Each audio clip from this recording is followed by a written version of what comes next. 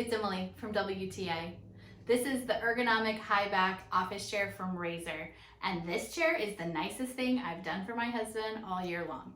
He works from home and he's been using this antique banker's wood office chair.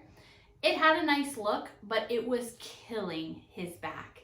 When you sit all day at a desk, the type of chair you use is really important. And this ergonomic chair from Razzor is so comfortable. It doesn't just feel comfortable, it actually supports your spine, back, and hips in the correct ergonomic posture. So it is literally saving your back.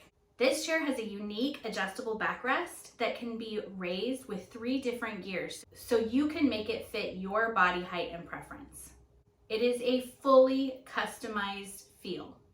I also really appreciate the high quality materials that are used. I can tell this chair is going to last us a very long time. And this open mesh design keeps your whole backside cool and comfortable, especially when it's warm.